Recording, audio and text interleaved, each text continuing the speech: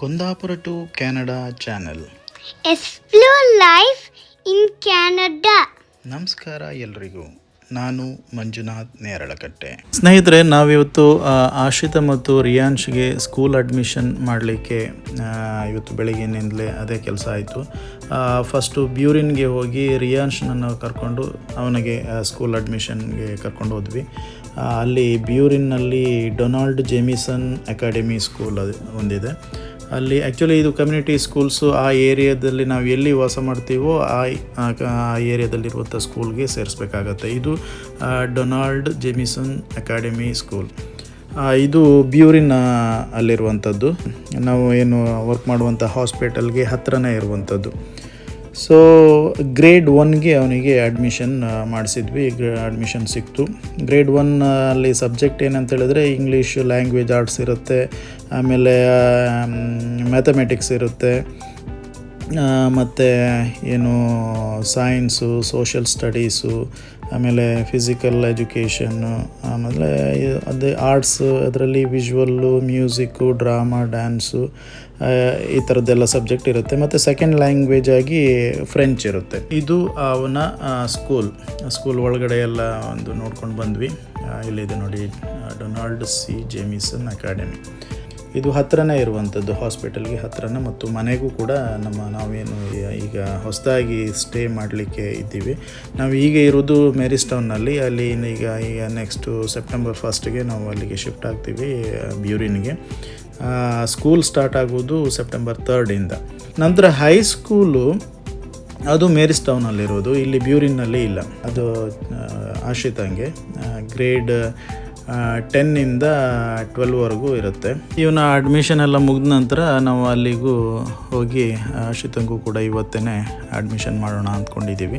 Normally ಸ್ಕೂಲ್ನಲ್ಲಿ breakfast ಕೊಡ್ತಾರಂತೆ, ಮತ್ತು ಬುಕ್ಸು, ಸ್ಟೇಷ್ನರೀಸ್ ಎಲ್ಲ ಅವರೇ ಕೊಡ್ತಾರೆ. ಇನ್ನೊಂದು ಸ್ಮಾಲ್ ಲಿಸ್ಟ್ ಕೊಟ್ಟಿದ್ರು, ಸ್ವಲ್ಪ ಪೆನ್ಸಿಲ್ಸು, ಆಮೇಲೆ ರೇಸರು, ಕೆಲವು ಸ್ಮಾಲ್ ಥಿಂಗ್ಸು, ಅದನ್ನು ನಾವು ತಗೊಂಡು ಬರಬೇಕು. ಸ್ಕೂಲ್ ಸ್ಟಾರ್ಟ್ ಡೇ ಅವನ ಬ್ಯಾಗ್ನಲ್ಲಿ ಅದನ್ನು ಇಡಬೇಕು. ಸ್ಕೂಲ್ ರಿಜಿಸ್ಟ್ರೇಷನ್ನು ಮಗುದು ವೆರಿ ಸಿಂಪಲ್ ಆಗಿತ್ತು.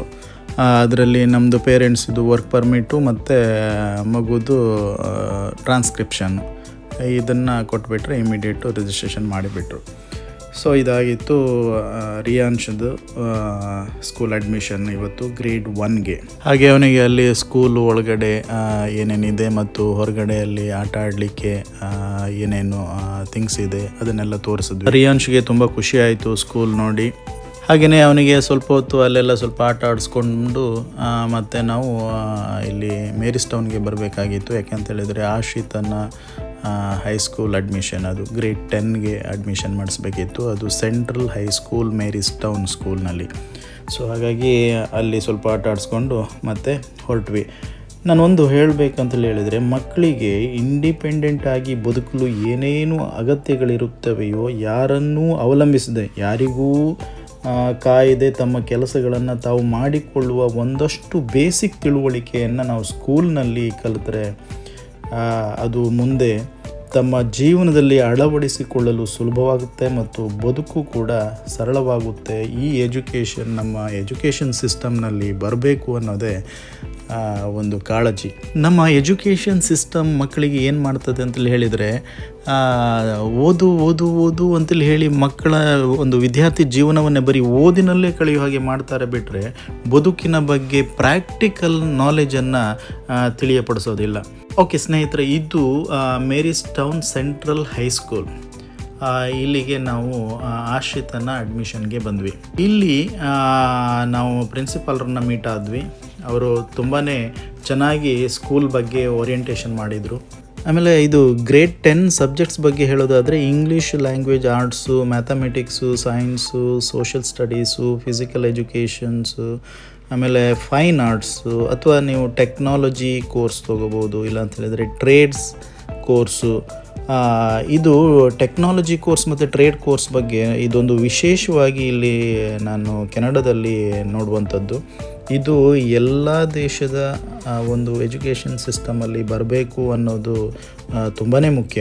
ಯಾಕೆಂದರೆ ಇಲ್ಲಿ ಎಲ್ಲ ವಿಷಯಗಳನ್ನ ಅಂತ ಹೇಳಿದರೆ ಕೌಶಲ್ಯಾಧಾರಿತ ತರಬೇತಿ, ತಂತ್ರಜ್ಞಾನ ಶಿಕ್ಷಣ ಅಂದರೆ ಸ್ಕಿಲ್ಡ್ ಟ್ರೇಡ್ಸ್ ಅಥವಾ ಟೆಕ್ನಾಲಜಿ, ಎಜುಕೇಷನ್, ಹ್ಯಾಂಡ್ ಟೂಲ್ಸ್ ಮತ್ತು ವಿದ್ಯುತ್ ಸಾಧನಗಳನ್ನು ಹೇಗೆ ಸುರಕ್ಷಿತವಾಗಿ ಬಳಸುವುದು, ಮರದ ಕೆಲಸ, ಕಾರ್ಪೆಂಟ್ರಿ ವರ್ಕು, ಫ್ರೇಮು ಮತ್ತು ಶೆಲ್ಫು ಮತ್ತು ಸಣ್ಣ ಸಣ್ಣದ ಕಟ್ಟಡಗಳನ್ನು ಹೇಗೆ ರಚಿಸುವುದು, ಕನ್ಸ್ಟ್ರಕ್ಷನ್ ಇಂಟ್ರೊಡಕ್ಷನ್ ಮಾಡುವಂಥದ್ದು, ಕಂಬಗಳು, ಬೀಮ್ಸು, ಹೀಗೆ ಸರಳ ಕಟ್ಟಡಗಳನ್ನು ಹೇಗೆ ತಯಾರಿ ಮಾಡುವುದು ಅನ್ನೋದನ್ನು ಅಲ್ಲಿ ಪ್ರಾಕ್ಟಿಕಲ್ ಆಗಿ ಹೇಳ್ಕೊಡ್ತಾಯಿದ್ರು. ಹಾಗೆ ನಮಗೆ ಅಲ್ಲಿ ಪ್ರಿನ್ಸಿಪಲ್ರು ನಮ್ಮ ಎಲ್ಲ ಕ್ಲಾಸ್ ರೂಮ್ಗಳನ್ನ ಪರಿಚಯಪಡಿಸಿದರು. ಎಲ್ಲ ಕ್ಲಾಸ್ ರೂಮ್ಗಳಿಗೂ ಅವರು ನಮ್ಮನ್ನು ಕರ್ಕೊಂಡು ಹೋಗಿ ಓರಿಯೆಂಟೇಷನ್ ಕೊಟ್ಟರು. ನಾನು ಆವಾಗಲೇ ಹೇಳಿದೆ ನೋಡಿ, ಅದು ಈ ಮರದ ಕೆಲಸಗಳು, ಫ್ರೇಮು, ಶೆಲ್ಫು, ಸಣ್ಣ ಸಣ್ಣ ಕಟ್ಟಡಗಳನ್ನು ರಚಿಸುವುದು, ಇದು ನೋಡಿ, ಇದು ಈ ಅದೇ ಕ್ಲಾಸ್ ರೂಮ್, ಇದನ್ನು ತೋರಿಸಿದರು. ಇಲ್ಲಿ ಸಾಮಾನ್ಯವಾಗಿ ಮನೆಗಳೆಲ್ಲ ವುಡನ್ ಸ್ಟ್ರಕ್ಚರಿಂದ ಕೂಡಿರುತ್ತೆ.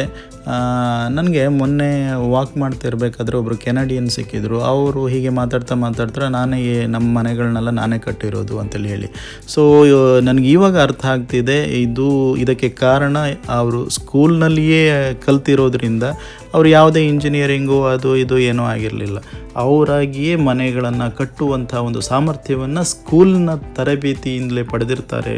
ಅದು ಹೆಲ್ಪ್ ಆಗಿದೆ ಅನ್ನೋದಕ್ಕೆ ಅವರು ಸ್ವಂತವಾಗಿ ಮನೆ ಕಟ್ಟಿದ್ದೇ ಸಾಕ್ಷಿಯಾಗಿದೆ. ಇದಷ್ಟೇ ಅಲ್ಲದೆ ಸ್ಕೂಲ್ನಲ್ಲಿ ವಾಹನ ತಂತ್ರಜ್ಞಾನದ ಬಗ್ಗೆ ಮಾಹಿತಿಯನ್ನು ಕೊಡ್ತಾರೆ.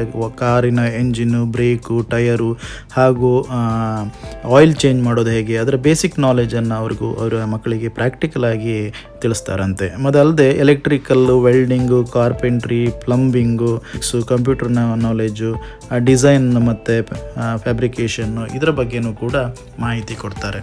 ಇಂಥ ತರಬೇತಿಯನ್ನು ಗ್ರೇಡ್ 10, 11, 12ರಲ್ಲಿ ಕಲಿಸ್ಕೊಡ್ತಾರಂತೆ, ಅದಕ್ಕೂ ಮೊದಲು ಇಲ್ಲ.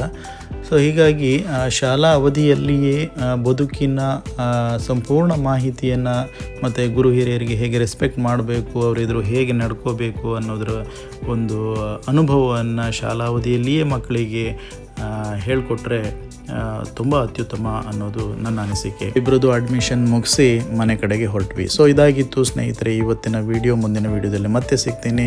ಸಬ್ಸ್ಕ್ರೈಬ್, ಕಮೆಂಟ್ಸ್, ಲೈಕ್ಸ್ ಮಾಡೋದನ್ನು ಮರಿಬೇಡಿ. Thank you.